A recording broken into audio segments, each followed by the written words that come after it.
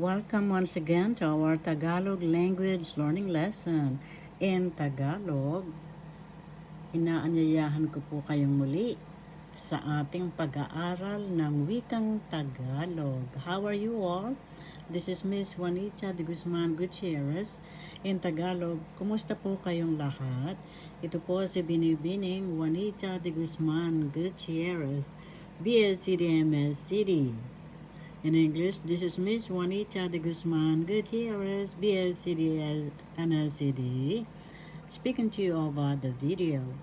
New York City school teacher here in the USA, who I am, university professor, journalism teacher, and school paper advisor, an author, writer of 22 books here in New York City, New York, USA, where I'm a New York City school teacher for so many years. 22 books, yes.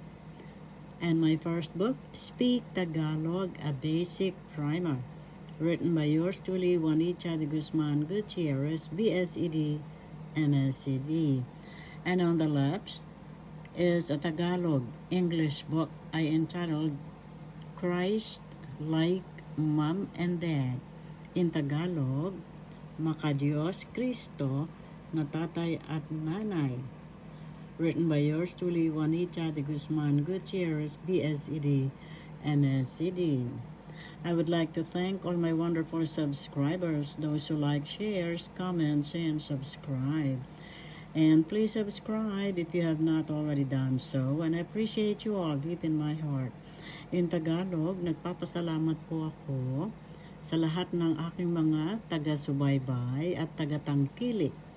Sana po kung hindi pa kayo tumatangkilik ay tumangkilik na po, at nagpapasalamat po ako sa inyong lahat upang makita po ninyo lahat ang aking mga videos.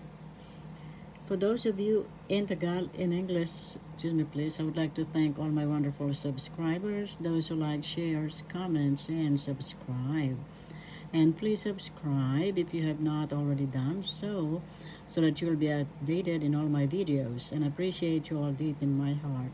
For those of you who are asking what BSCD, MSCD, and my name is, that's Bachelor of Science in Education. I graduated at the University of the East in Manila, Philippines, together with all of my brothers and sisters from elementary, high school, all the way to our college graduation.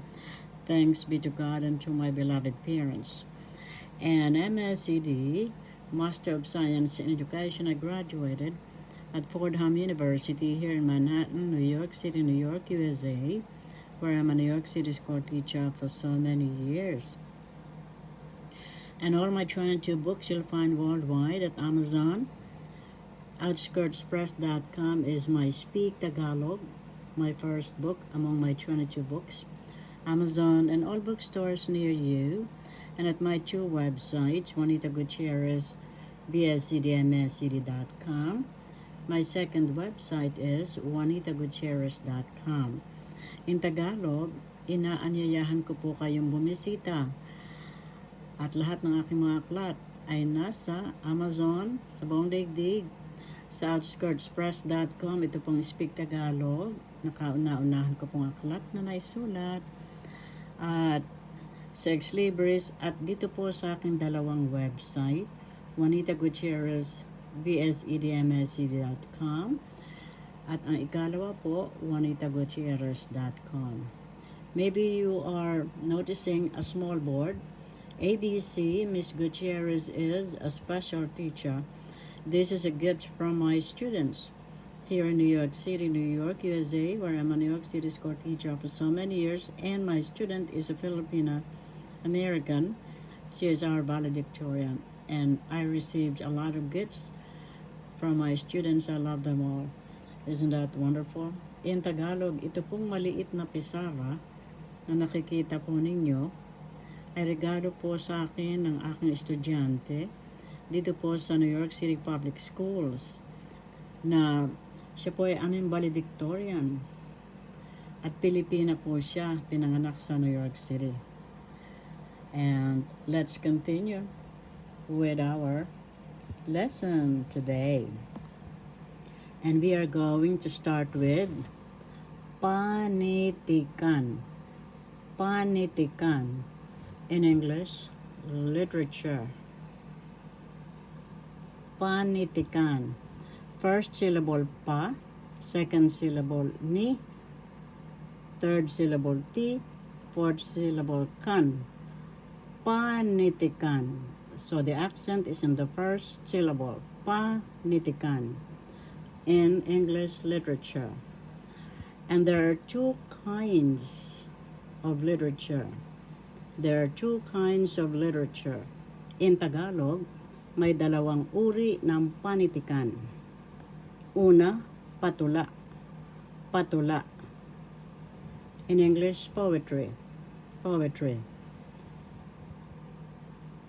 Ano ang patula? Ito ay may taludtod. In English, stanza. What is poetry? It has a stanza. In Tagalog, taludtod. Stanza. May sukat. Sukat. In English, rhythm. May pantig. Pantig. In English, syllable. So there are two kinds of literature. First is patula, in English poetry. It has stanza, rhythm, and syllable.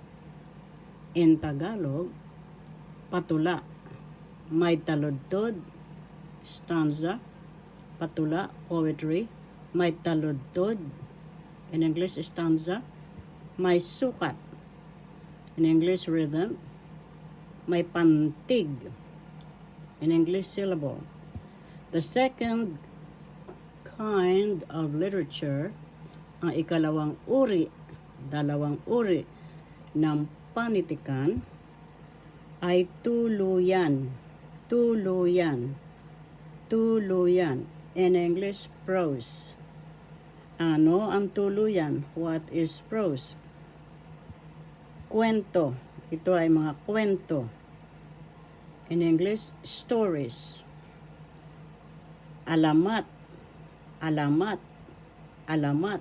In English, legend. Talambuhay. Talambuhay. In English, biography. Biography. So, I hope you learned something today in our Tagalog language learning lesson. In Tagalog, marami pong salamat. Pagpalain po tayo ng may kapal. Magkita uli po tayo. Mahal ko po kayong lahat dahil ang Diyos ay pag-ibig. In English, thank you all for watching. See you all again. I love you all deep in my heart. And may the good Lord, I am presence in our heartbeats, bless us all with long lives, prosperity, good health, peace, unity, compassion, forgiveness, love and light, and happiness to us all.